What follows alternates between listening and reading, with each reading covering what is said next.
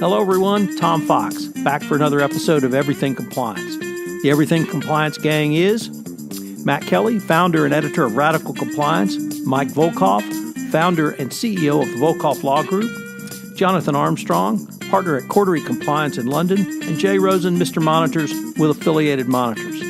Gents, I have asked you all to think about a sort of Q4 wrap-up of the compliance year as we started basically in November of 2016 with the election of Donald Trump, and moving forward there were many questions about where compliance would go. And so I've asked each of you to maybe give some of your thoughts on what you saw in Q4 and really the kind of wrap-up of the first year of the new GOP administration.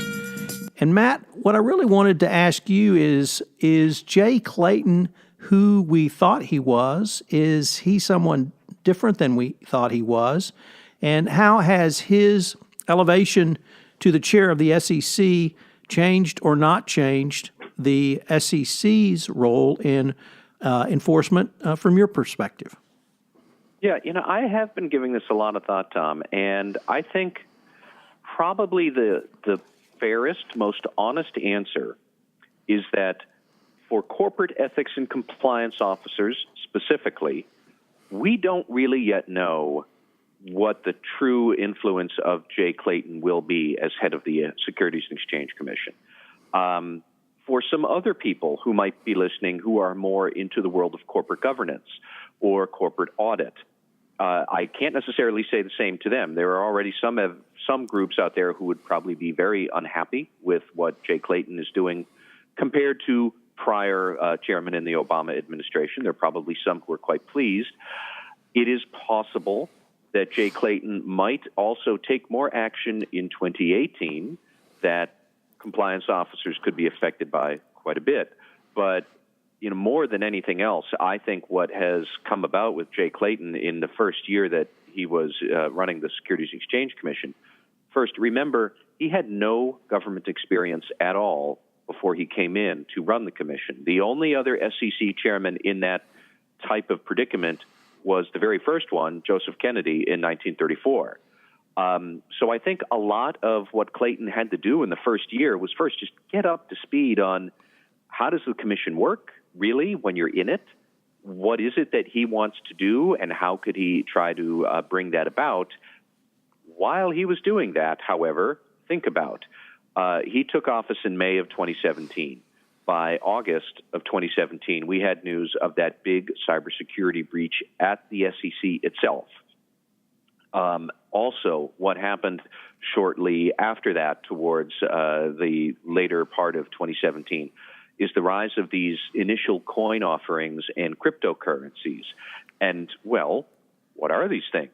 Are they securities? Are they not? What does an ICO fraud look like? What are investors' protections and liabilities and risks? And what about issuers of ICOs? We've never had those before. So suddenly Jay Clayton has to worry about a new type of financial instrument exploding onto the public markets. Probably not on his agenda 1 year before when he was thinking about, if I ever ran the SEC. And then he had this really big scandal at the Public Company Accounting Oversight Board, which most of the leadership was going to be replaced anyways. That was going to take a lot of Jay Clayton's time and energy. And then we find out that there was basically a corruption leak, that PCAOB staffers were leaking confidential material to an audit firm, KPMG, in exchange for getting jobs at KPMG as they were leaving the PCAOB. That is a big deal. That was a really big, serious scandal, and I think it shows that, there was at least one PCAOB member who could have stayed on into 2018, and he got cashiered with the rest of them. So, one after the other after the other. Jay Clayton had a lot of things surprise him that I bet were not on his agenda when he started the job, and they've consumed a lot of his time. Also, he did take some actions that, frankly, kind of surprised me. He did encourage and allow the new audit report format to go forward. That is going to reveal a lot more useful information, I think, in audit reports. There are a lot of companies that don't like that, and we're probably hoping he would kill it or repropose it, and we'd never see the light of day, but it has gone forward. We have not yet seen Clayton backtracking on anything that really would affect corporate compliance officers directly. So no changes yet to, say, the SEC whistleblower program, although that apparently is floating out there that it might be something the SEC might revisit later in 2018, presumably after the Supreme Court makes its big decision about whistleblower protections under the Dodd-Frank Act. There are other ideas, such as maybe the companies looking to go public might be able to get a charter past the SEC that would disallow investors from filing lawsuits. They would have to go to binding arbitration in cases of, I don't know, financial shenanigans or other sort of issues that shareholders often have with companies. And now this big blunt instrument to pound down shareholder lawsuits. There's a lot of things out there that could happen in 2018 that compliance officers might not like, but they haven't happened yet. On the other hand, if you are a corporate governance enthusiast, you don't like Jay Clayton at all right now. He has already taken some steps, such as companies can now file a confidential pre-IPO registration statement where the staff will kick the tires. They'll recommend some changes. You can go and you can change it, and then you get to file a nice, bright, shiny registration statement for an IPO after you already cleaned up all the dirty stuff. The SEC staff said that might be a problem. You might want to fix it. Corporate governance enthusiasts don't like that idea. Another big one that is already supposedly happening is that when shareholder activists submit a proposal that a company might not like, and the company goes to the SEC seeking a no action letter that you can ignore this proposal, keep it off the proxy statement, the SEC has now adopted a new policy that says they will follow the judgment of the board to say whether or not this proposal does intrude on ordinary business, whether or not this is duplicative of another board proposal already, and basically give the benefit of the doubt to the board. Now, again, good governance activists do not like that at all, but it's a policy. Then again, as soon as the policy came out and everybody was unhappy about it, the SEC did not give a no action letter to Apple over a shareholder activist resolution and kind of ran counter to what they just told companies they would be doing. So there's still some conflicting signals there. I think we still need to remember, above all, what does Jay Clayton want to do? He wants to goose up the number of IPOs in this country, beginning, end, full stop. That's his objective, period. Now, the number of IPOs did rise in 2017, but that was not saying much because 2016 really stunk for the IPO market. 2017 was not as good as 15 and 14, but it is kind of moving in the right direction. So might Jay Clayton start to move to look more closely at SOX Section 404B compliance and internal control audits, and could we ease those up in theory so we could goose up the number of IPOs again?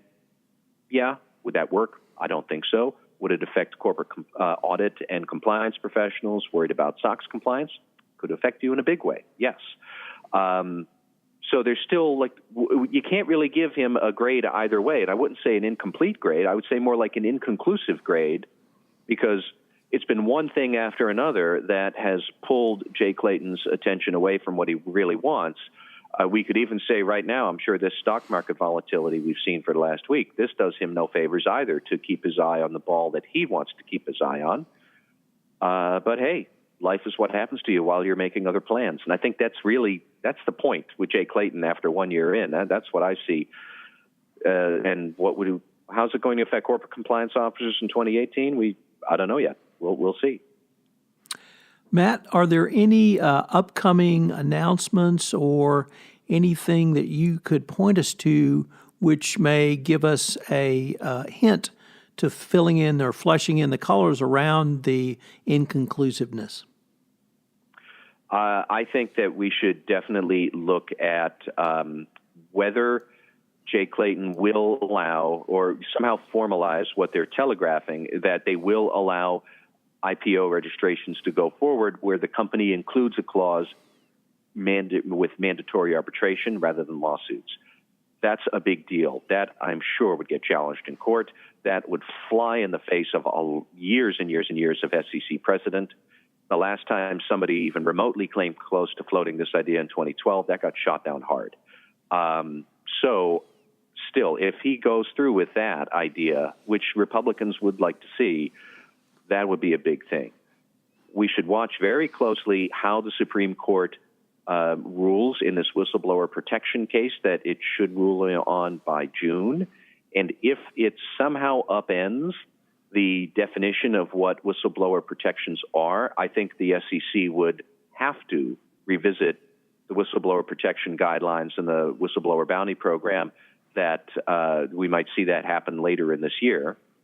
And then I would keep a close eye actually on the PCAOB and how it may or may not revisit SOX 404B compliance. I know a lot of companies think that 404B is nobody's idea of a good time. I know a lot of Republicans would like to repeal that. Congress is not going to repeal that, I don't think, because they can't get their act together to keep the government open. Took them 2 tries to be able to do that, and they finally got it open now just at long last today. So, I don't see legislation affecting 404B, so who would affect it? Well, the SEC, by putting people in at the PCAOB, they could weaken, water down, simplify, alleviate, whatever verb you want to use. They could get to 404B that way. So you might want to watch what the PCAOB does around SOX 404B, and then we'll see where things go. But people would think, oh my God, whistleblowers are going to go away. Well, no, they haven't. The SEC has continued to dole out regular whistleblower awards. They had 6 since Jay Clayton has taken over. One of them was $16 million split between 2 people. That's not chump change. Michael Piwowar, who's a very conservative Republican commissioner, he came out last January and said that he still thinks that FCPA enforcement can include monetary penalties, at least on the SEC side, because investors have been warned about it. I don't think a lot of this is necessarily going to be as big of a change as people might think, specifically for corporate compliance officers. But we'll see. And like I said, there are a whole lot of others out there who will either not be pleased with what Jay Clayton, or they will love Jay Clayton, depending on how they feel about Wall Street. But for our core audience here, we don't know yet. Jury's still out. Jonathan, Mike, do you have any questions for Matt? Well, Matt, I think actually the arbitration provision would be an incredible. Talk about an earthquake. Oh yeah. That ends class actions. That ends, and the trial bar in terms of their influence in Capitol Hill and in Washington is huge, and I just see that as I can't see him being able to pull that off. He may try though. He may. Look, they shut down the CPB, whatever, and requested a budget of 0, for the Consumer Protection Board. So maybe they will do something like this. I would agree that. That would be an enormous shift. I can't imagine that the pro-governance forces and the trial bar would let that go without a legal challenge for more than a day. And then I think that raises some interesting, corporate law and state law in Delaware court kind of issues about can they do this or not. But we shall see. The only thing I would pick up on is, you, Mike, you rightly picked out that the CFPB really has gone the other way under Director Mike Mulvaney. Mike Mulvaney is a hardline conservative, and he knows what he wants to do with that agency. Jay Clayton is a reasonable guy. He is a reasonable guy under a Trump administration, but he's not one of the right-wing kooks and crazies who are out there in some parts of Washington itching to do these gigantic dreams of conservative reformation of the regulatory world. Clayton's, somebody that you can sit down with, even if you disagree with him politically. Right. So, Mike Volkov, you did what I thought was just a fascinating 3-part podcast series where you looked at the Mueller investigation, and you looked at it in a non-political way. You looked at it through a prosecutorial set of eyes, which of course you still have, and you looked at it with a tool that I had not focused on for thinking about how to investigate a crime, which was just a basic timeline. And I was wondering if, for your segment, you might sort of revisit the Mueller investigation using the tools that you utilized in your first set of podcasts, where you see it's been key plea agreements and where it may be going down the line in 2018. Well, I think, we have some big issues that have occurred, I think, recently with regard to the Russia investigation. First being the dance that's going on with regard to Trump testifying. And then the second is I sense sort of a revisiting of the issue, which may not be as resolved as I thought it was, which was, can a sitting president be indicted?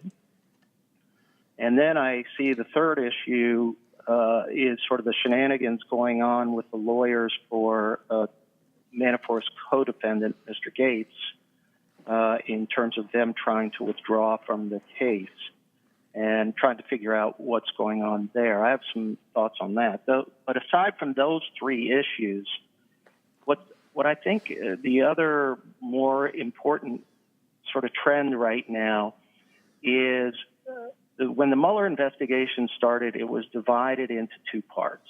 There's a team that works on the obstruction of justice allegations, and then there's a team that works on the sort of, I know everybody calls it collusion, but to me, it's sort of the relationship between the Trump campaign and the Russians and the Russian nationals that they met with or coordinated with in terms of getting assistance from in the campaign.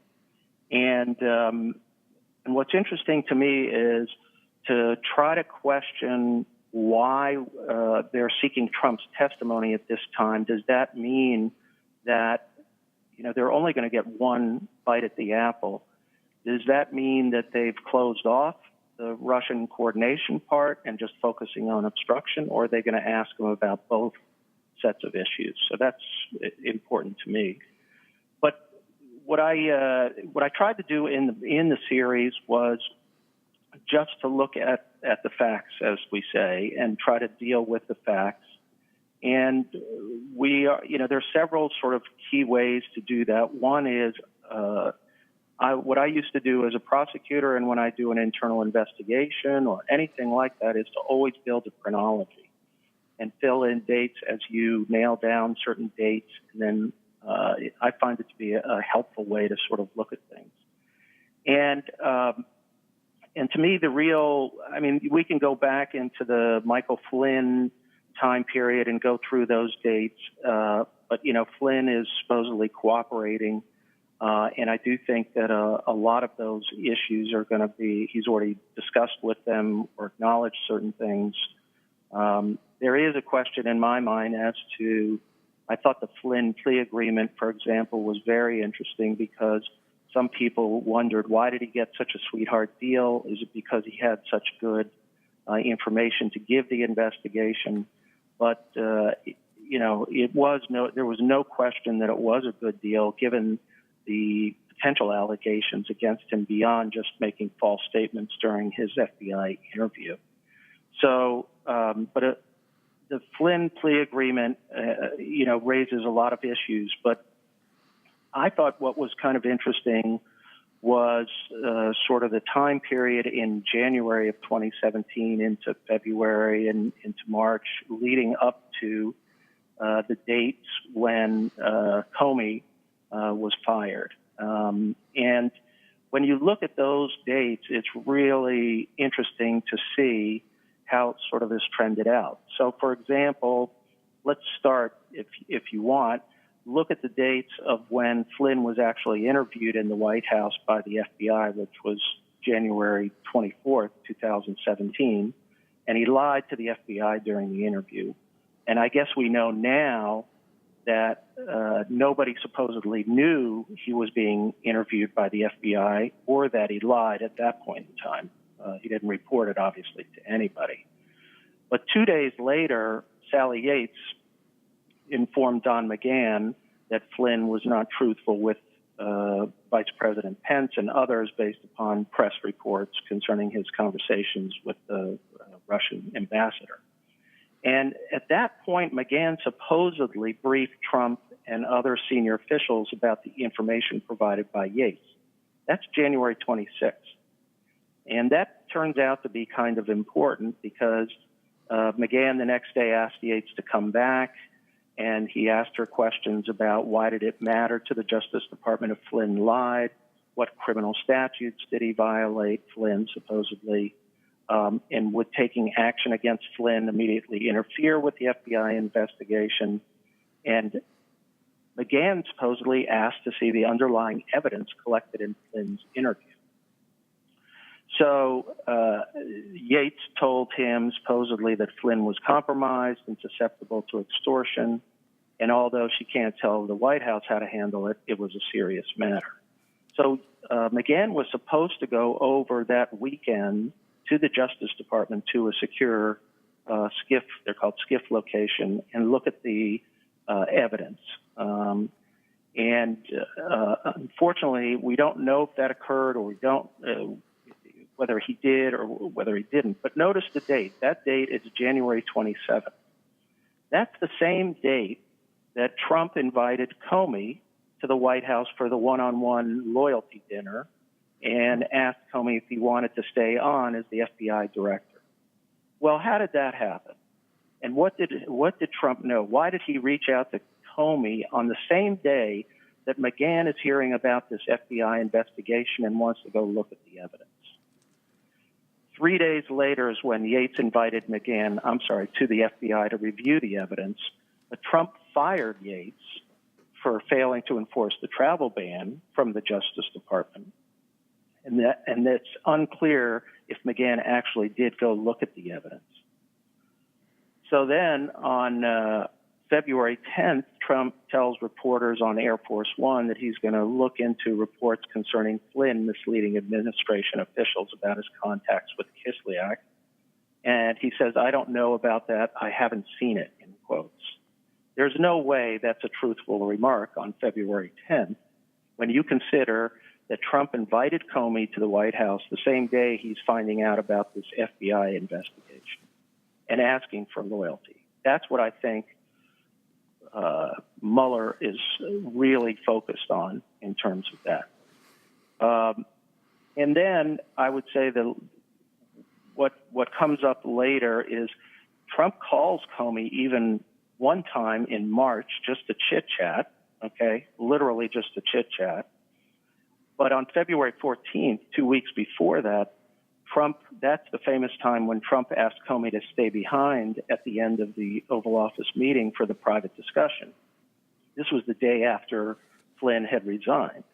And he said to Comey, I hope you can see your way clear to letting this go, to letting Flynn go. He's a good guy. I hope you can let this go. And that also coincides with Trump's attempts in March 22nd to have senior intelligence officials to lobby Comey to back off the Russia investigation. And then on March 30th, Trump calls Comey and asks him to lift the cloud of investigation on him. And I'm not going to go through all the facts, except I do like the April 25th, 2017, Trump texted Flynn with a message, stay strong.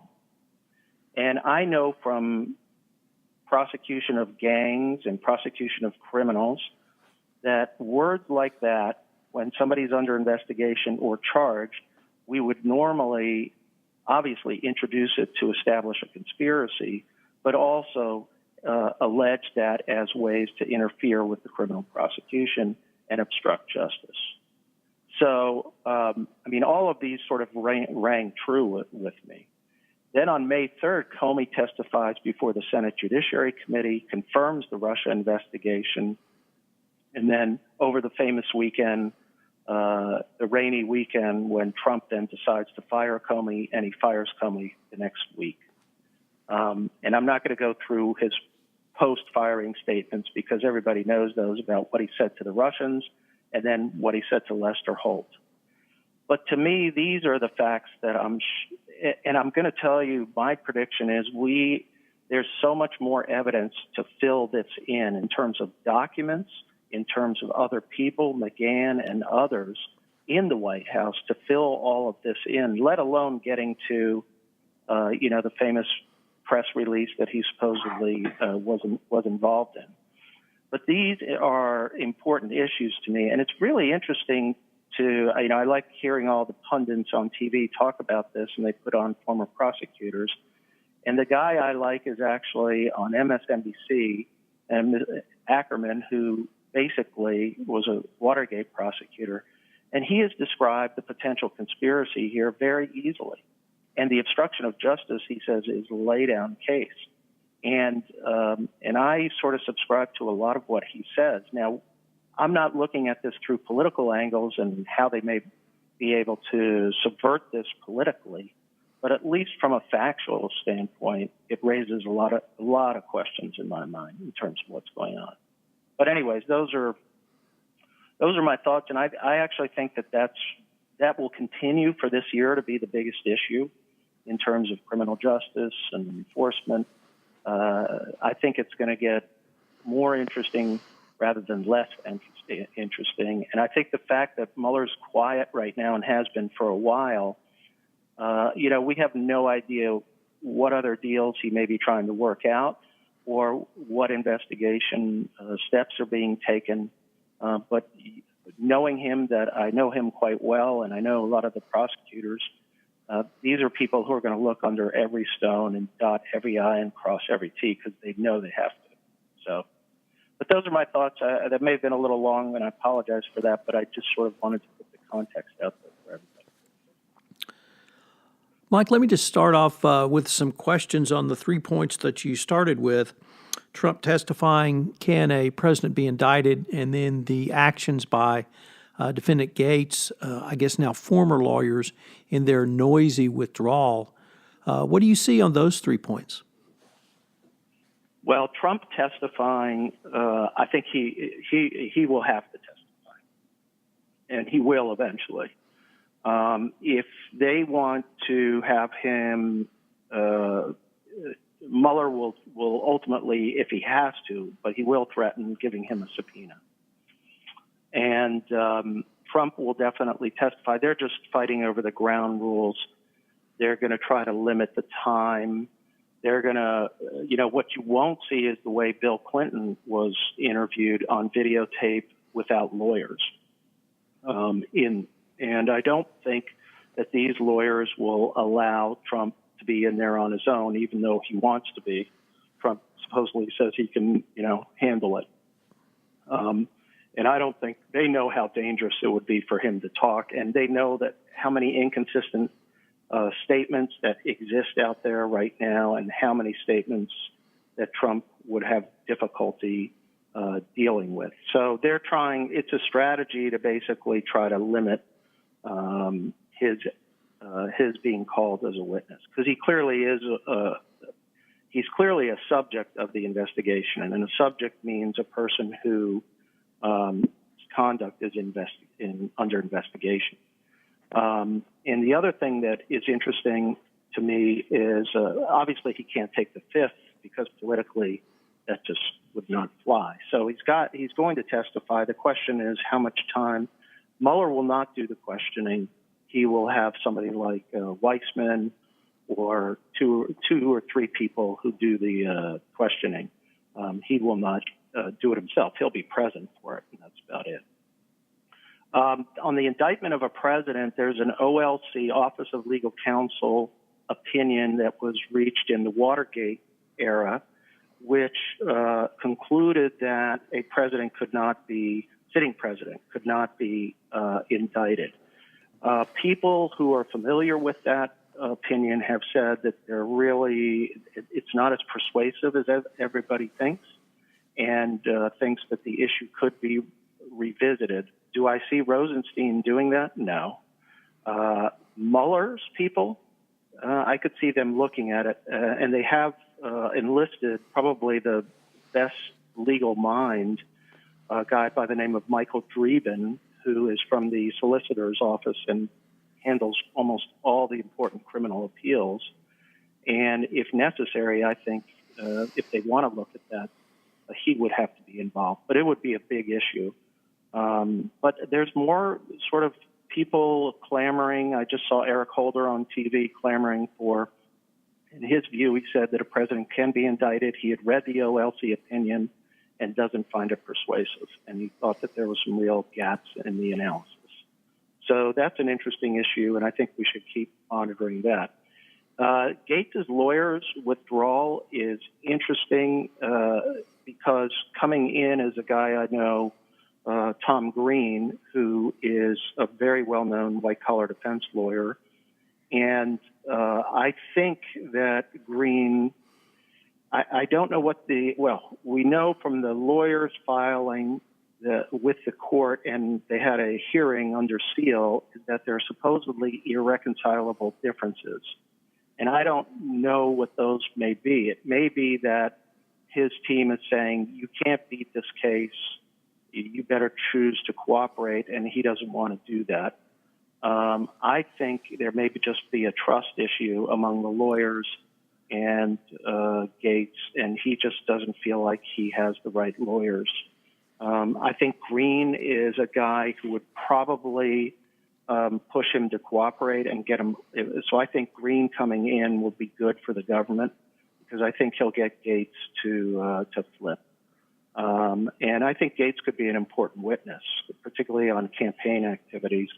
And Manafort, I think, will just never flip until he gets convicted. And Manafort, frankly, I think his life may be in jeopardy if he cooperates, and I think he'd have to be protected and other things like that. But so that's where I sort of see the Gates-Manafort. I think the Gates-Manafort case is a very, very strong case. And frankly, they're going to get convicted. And you can well imagine in front of a D.C. jury having these two, Republicans with blowing through millions and millions of dollars. I can tell you from experience, D.C. jurors hate people like that. They just have a real rough reaction to them. So they'll get convicted, and they'll look at serious time. This judge will give them time. So I think they'll try to flip at some point. I see Gates flipping before the trial and Manafort after the trial. Matt, Jonathan, anyways, any questions? Those are sort of Hey, Mike, this is Matt here. Let me ask a question that's been on my mind. I'm wondering if there is just a shorter, simpler path to constitutional crisis.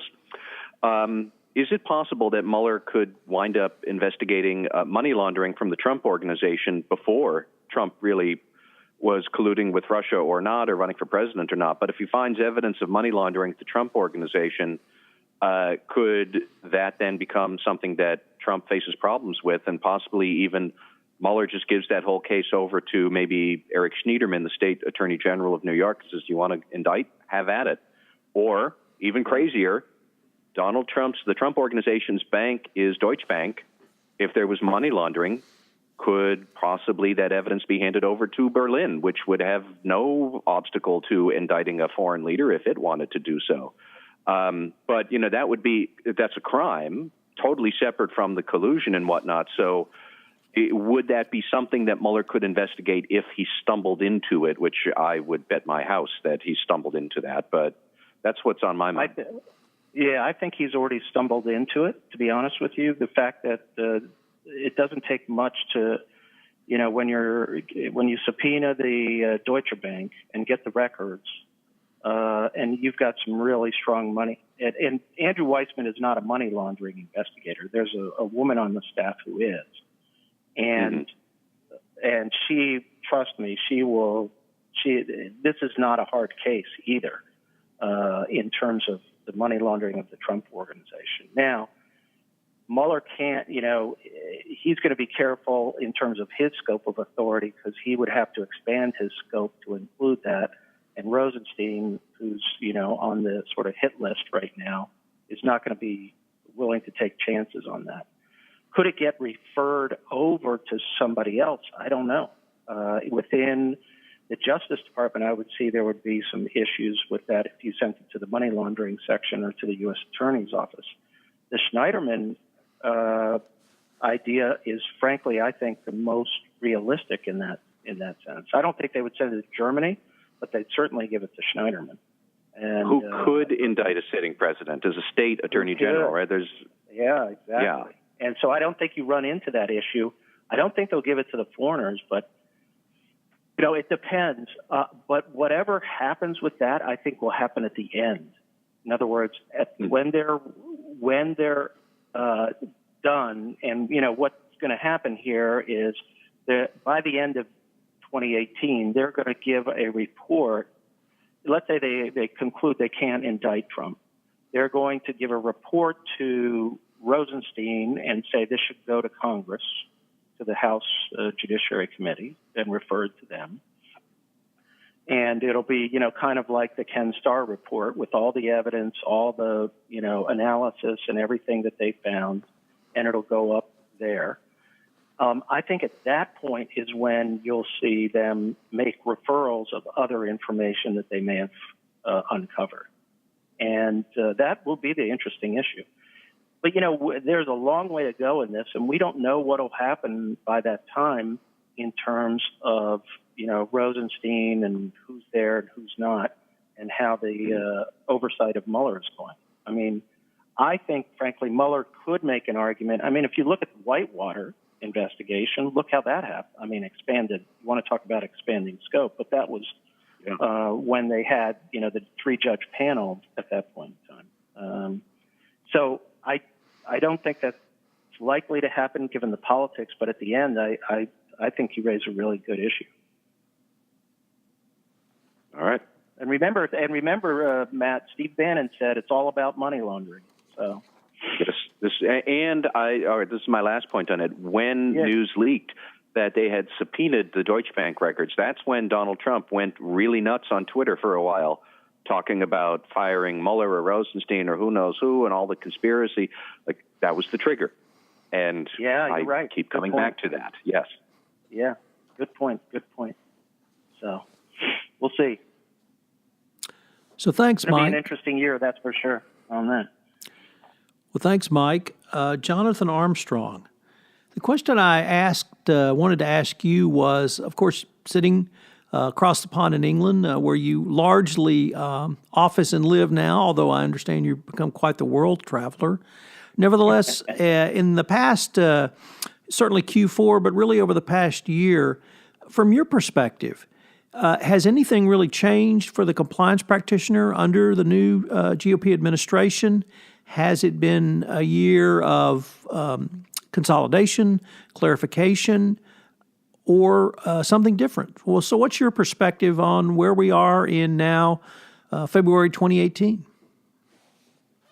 Yeah, thanks, Tom. I've listened to all of this with real fascination, and I guess I have to say that 2017, from my perspective, in some respects, was refreshingly dull in terms of the transatlantic bit. I think, as you say, I have a sort of, travel quite a lot, and I have a sort of almost annual trip to the US, and I was reflecting that my 2017 trip was the Women's March, and it was the first week of the Trump presidency, and every day that week something different happened, and there were all sorts of worries in terms of transatlantic compliance.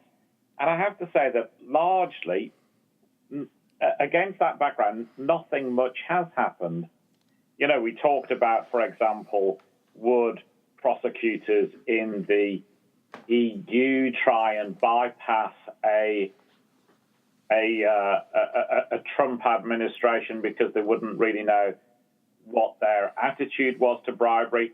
Of course, we know that Rolls-Royce rushed to do their deal with the outgoing administration, in part because of the uncertainties of the incoming investigation. So they wanted their DPA done and dusted before the regime change.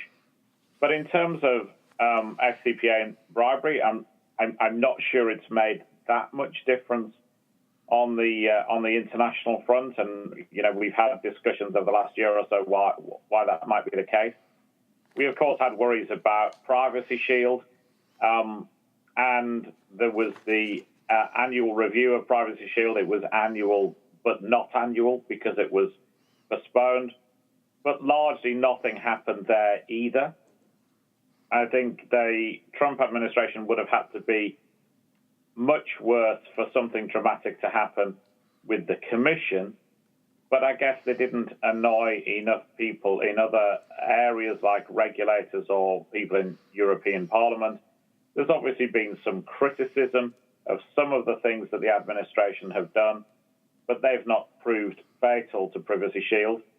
Of course, we're expecting some more litigation over standard contractual clauses, the way of transferring data between Europe and the US that most corporations use. And that case obviously was going to be dictated in some respects by the Trump administration's attitude to things like surveillance. But we had those hearings in the spring in Ireland. The case got referred as predicted to the ECJ. It's not been heard yet. It probably won't be heard maybe for another year or so. So again, that would be in my category of nothing much has happened.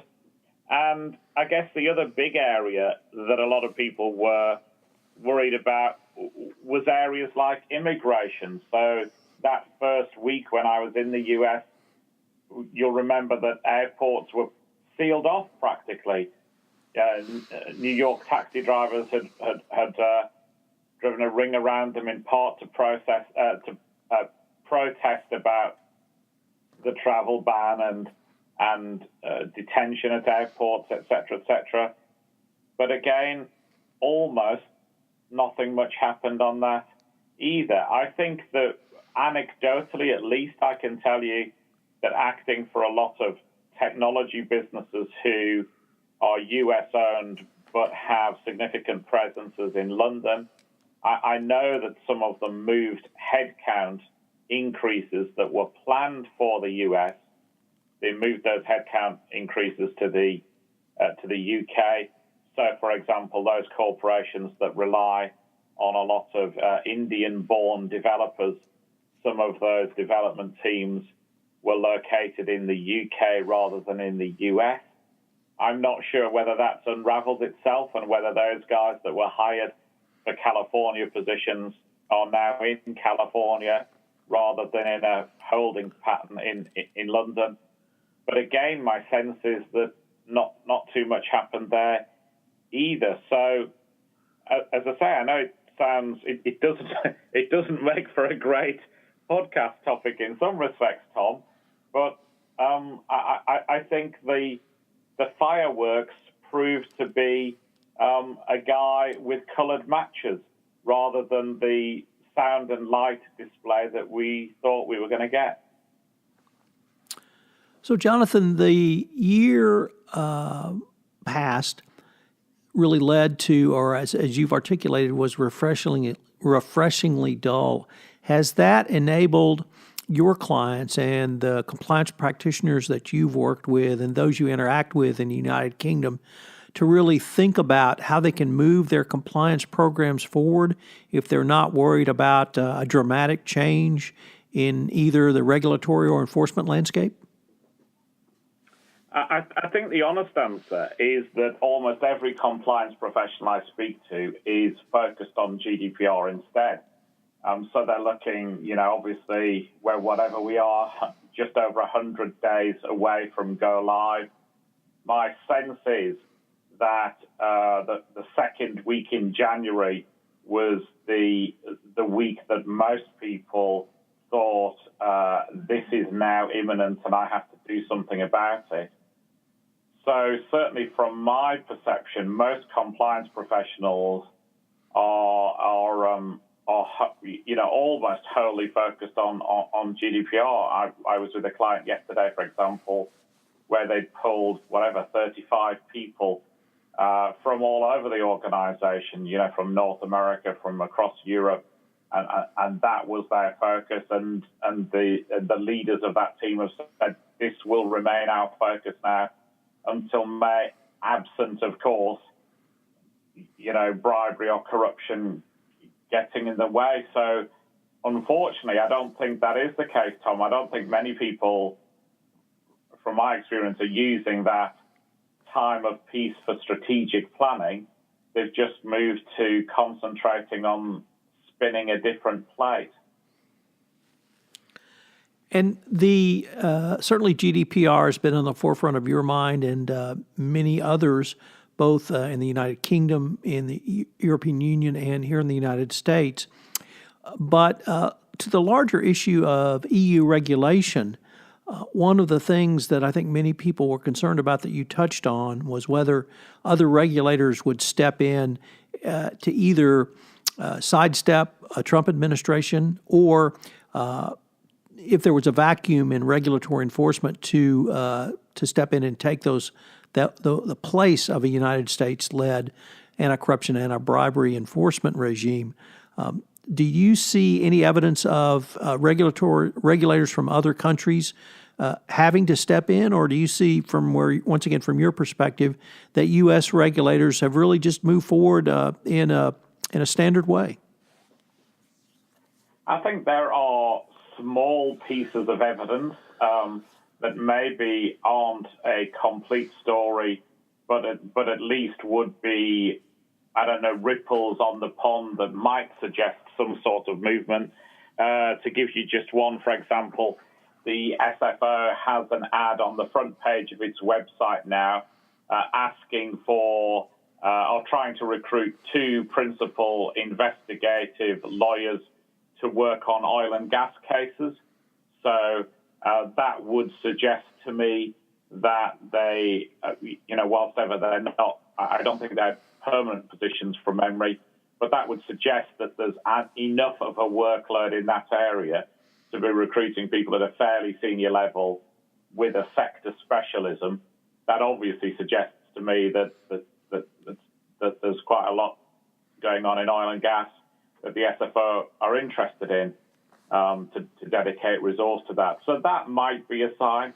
We've had the unraveling of all the Bonny Island investigations, which were principally US-led, where the US basically led on investigation into oil and gas. Is this a sign that the SFO are trying to fill some of that vacuum? I don't know. It could possibly be, I don't know what the US equivalent is, but in the UK, we look out for snowdrops, and that tells us that probably spring is coming. And these might be the snowdrops of transnational bribery enforcement, but who knows? Matt, Michael, any questions for Jonathan? None for me. Well, I have one quick question, Jonathan, because I see people sort of struggling to catch up on the GDPR, and I have to say that it seems like a huge mountain to climb, and people are just getting started, 2 to 3 months in advance. And can they make it, you think, in time? Or is it just impossible to do something within that short of time period? I think that's a very fair read, Mike. I've had, as Tom alluded to, a couple of weeks this year in the US, and I think you're right. I think January has been the awakening for many corporations. Of course, it's too late. I think they need to get a program in place quickly. From our perspective, that means that you've got to be really focused on what you can achieve. Those 100 days include, depending on your religious persuasion, a religious holiday, and actually they include Saturdays and Sundays as well. So the usable days for most corporations have probably down to about 60 already. And so you've got to design a program that will get you somewhere in 60 days, and that's probably going to be heavily focused on data breach. It's probably going to be heavily focused on subject access requests. And if you're doing things like internal investigations or external investigations, or you're involved in e-discovery, then obviously we know that they are hot issues and you're going to need to think those things through. And that might not be something that you can do on a policy basis. That might have to be something you're having to do on a case-by-case basis. And a lot of the work that we're doing at the moment is around data protection impact assessments. So looking at what a corporation is doing. I've had 3 days out of the UK, for example, with one client going through that process for some of what they do. That's always really helpful. It's always a really good way of assessing risk. But definitely, I don't think any corporation that starts now has a hope at all of being ready by 25th of May. So they're going to have to do a risk analysis and work out where the highest risks are and address them. Jay Rosen, I've been wondering what you thought about the most significant FCPA event, or perhaps events, which really have transpired not in the last year, but during the first year of the new administration. Anything that you have seen that is significant within the context of that time frame, but perhaps even significance going forward into the future? Sure, Tom. My most significant FCPA or anti-corruption development from the past year was the permanent adoption of the FCPA pilot program, and more importantly, its inclusion in the Foreign Corrupt Practices Act 1977 section of the U.S. Attorney's Manual. In the past 5 years, we have seen the Department of Justice continually chip away at any marketplace confusion and expectations associated with FCPA enforcement, and to provide better insight into what type of penalties a company may expect if they make, or more importantly, do not make a self-disclosure. My takeaways are that the FCPA corporate enforcement policy achieves many of its goals in clarifying the guidelines of how DOJ will deal with bribery self-disclosures. The incentives that have been offered include, for a voluntary self-disclosure, we start off with a declination of all charges, then up to a 50% reduction off the low end of the U.S. sentencing guidelines fine range. And generally, these type of agreements will not require the appointment of a monitor if a company has, at the time of resolution, implemented an effective compliance program. Finally, the company is required to pay all disgorgements, forfeiture, and restitution fees and fines resulting from the misconduct at issue. If you have limited credit for full cooperation and a timely and appropriate remediation in FCPA matters, but you do not voluntarily disclose, the company will receive, or the department will recommend to a sentencing court, up to 25% reduction on the low end of the fine range. Unfortunately, this new policy is not a prophylactic for corruption and or alleged bribery, but it strengthens the weight and incentives given to creating meaningful ethics and compliance programs, as well as provides additional data points for the internal calculus that companies and outside counsel must weigh in while deciding whether or not to self-disclose. Now I'd like to recap some DOJ text, speeches, and outside counsel opinions that have led us to this point. First, I'd like to take a look at the FCPA guide, which was released in November of 2012. Its official title was A Resource Guide to the U.S. Foreign Corrupt Practices Act, and it was a work of the Department of the Justice and Security and Exchange Commissions. This detailed compilation of information was about the FCPA, its provisions, and enforcement. The slim 120-page guide provided a detailed analysis of the FCPA and closely examined the SEC and DOJ's approach to FCPA enforcement. The guide provides helpful information to enterprises of all sizes, from small business doing first transactions abroad to multinational corporations with subsidiaries around the world. The guide addresses a wide variety of topics, including who and what is covered by the FCPA's anti-bribery accounting provisions, the definition of a, quote, foreign official, unquote, and what constitute proper and improper gifts, travel, and expenses. We also look at facilitating payments, how successor liability applies in the M&A context, the hallmarks of an effective compliance program, which you often speak about, and different types of civil and criminal resolutions available in the FCPA context. The guide takes a multifaceted approach towards setting forth what the statute's requirements and providing insight into the SEC and the DOJ's enforcement practices. Importantly, at the time, it used hypothetical examples of enforcement actions and matters that the SEC and DOJ have declined to pursue, as well as summaries of applicable case law and the DOJ opinion releases. With the FCPA guidance, Assistant Attorney General at the time, Lanny A. Brewer, said, "The fight against corruption is a law enforcement priority for the United States.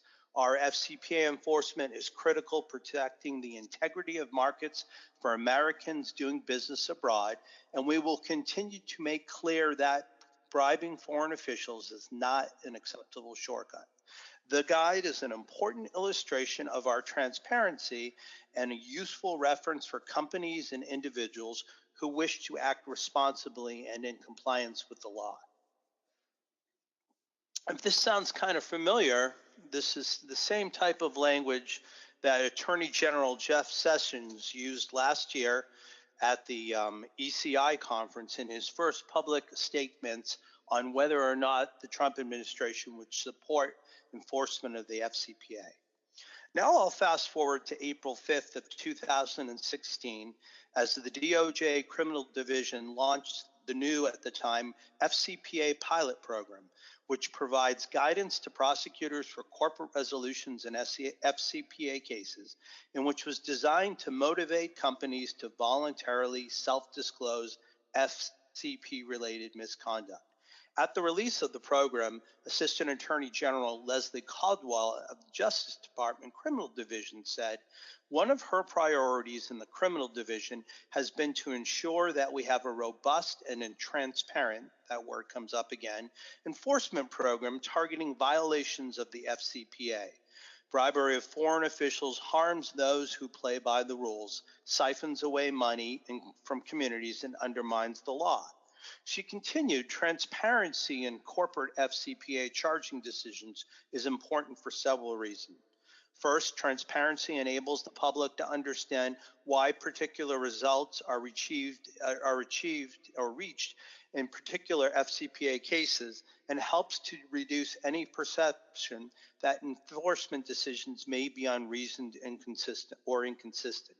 Second, transparency informs companies what conduct will result in what penalties and what sort of credit they can hope to receive for self-disclosure. If a company opts not to self-disclose, it should do so understanding that in any eventual investigation, the decision will result in a significantly different outcome than if the company had voluntarily disclosed. The pilot program describes what is meant by voluntary disclosure, full cooperation, and remediation. It also explains the credit available to companies that, in fact, voluntarily self-disclose. The pilot program builds on the September 9th, 2015 Individual Accountability Memorandum, which was issued by Deputy Attorney General Sally Yates and was known as the Yates Memo. This guidance provides that if a company chooses not to voluntarily disclose its FCPA misconduct, it may receive limited credit if it later fully cooperates and timely appropriately remediates, but any such credit will be markedly less than what was afforded to companies that do disclose wrongdoing. We'll fast forward now to February of 2017, when our colleague Matt Kelly from Radical Compliance discovered the, quote, evaluation of corporate compliance programs, which had magically appeared on the DOJ website. That guidance is an 11-part checklist that walks companies through 46 questions that prosecutors will typically ask about a compliance program.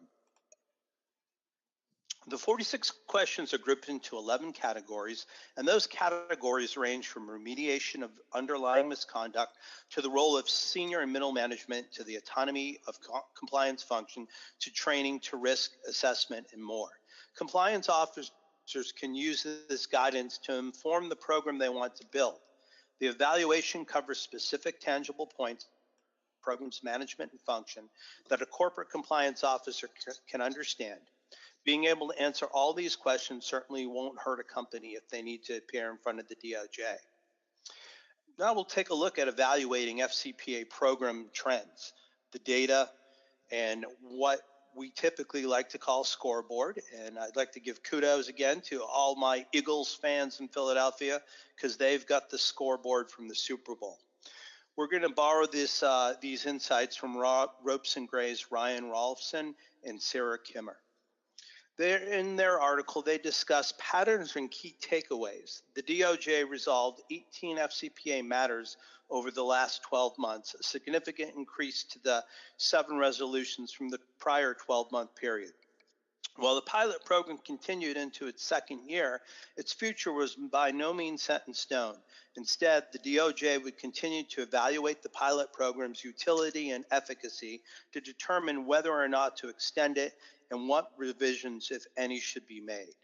Now we'll go to this past November, where Rod Rosenstein gave remarks to the 34th International Conference on the Foreign Corrupt Practices Act. He announced that the FCPA corporate enforcement policy would be made a permanent program and would enable the DOJ to efficiently identify and punish criminal conduct, and it will provide guidance and greater certainty for companies struggling with questions of whether to make the voluntary disclosures of wrongdoing. The Deputy Attorney General noted that previous corporate fraud policies often were identified by the name of the Deputy Attorney General who wrote the memo. It is nice to be remembered, but one of my goals is not to be remembered for writing a memo. He continued, after spending nearly 3 decades trying to keep track of prolix memos, I want the department to issue concise policy statements. Historical background and commentary should go in a cover memo or a press release, but in most instances, the substance of a policy should be in the United States Attorney Manual, and it should be readily understood and easily applied by busy prosecutors. To qualify for the FCPA corporate enforcement policy, a company is required to pay all disgorgement, forfeiture, and resolutions resulting from misconduct at issue. The new policy also provides for limited credit for full cooperation and timely and appropriate remediation.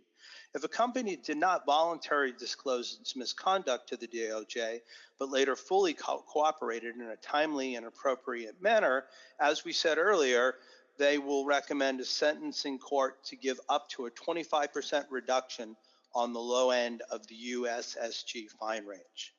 Now, the DOJ makes permanent its program to incentivize self-disclosure in FCPA.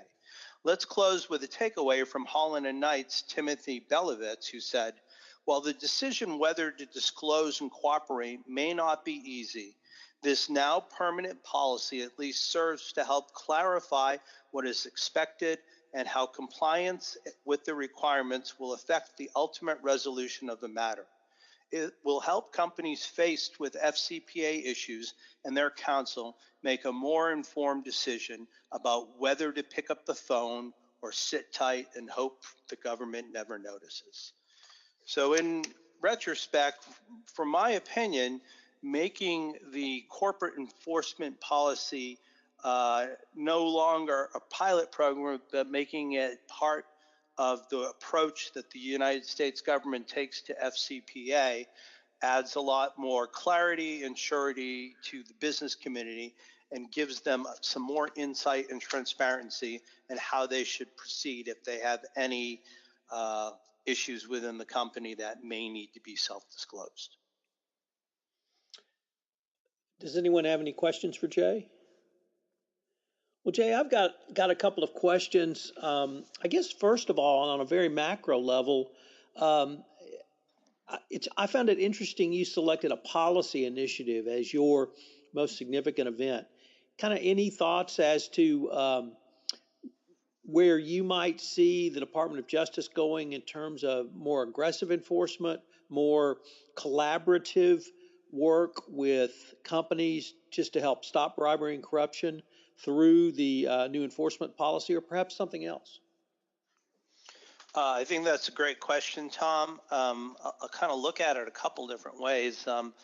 Already, we are a couple months into the year, and we are seeing either recidivist cases being reopened against some medical pharmaceutical companies, and we're also seeing this continued sharing of information. So I think while I chose a policy decision, I think it really reinforces the bedrock on how these things and these matters are going to continue going forward.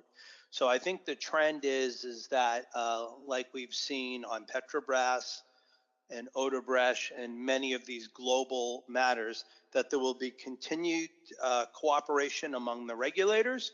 And I think from a company perspective, everything that has been passed and has led up to this point really explains to a company what they need to do at the very least to move forward, whether it's from a compliance program, whether it's from a reporting perspective. But I think all these factors taken together will lead to more increased enforcement in the coming year. And I think the other trend that we're seeing is that there are a lot of individual enforcements that are happening as well. Matt Kelly, do you have a rant or at least a riff for us today? You know, Tom, I do have something to say. It is not a rant. It is actually a piece of probably good news that the compliance community should be rooting for. Of course, for all the talk about Donald Trump and the Securities and Exchange Commission and everything else, the single biggest story for corporate compliance officers in 2018 will be whether or not the FX network greenlights a TV comedy about compliance officers. Those of you who have been following my blog know I have been watching this story like a hawk. And here's what we know so far is that FX has approved a pilot for a 30-minute sitcom called Compliance that is going to feature a government compliance monitor. Will this be approved for a full season? We don't know. Will we ever even get to see the pilot? We don't know. What do we know is that already the two lead actors have been named, and these are big-time actors. This is going to feature the compliance officer will be Mary Louise Parker. Some of you might remember that she is on that show Weeds, which I have not watched, but she is a very accomplished actress. And she is going to be at a private equity firm that is apparently going to be owned by a character who the actor playing him will be Courtney Vance. And Courtney Vance played Johnny Cochran in that American Crime Story, O.J. Simpson story that came out last year. I also happen to have inside intel on roughly what the plot will be for this pilot. It is going to be that the compliance officer is so good at her job, she has exasperated every banking firm in Wall Street, and nobody will hire her. And therefore, the government assigns her to be a compliance monitor to this private equity firm, and then comedy ensues.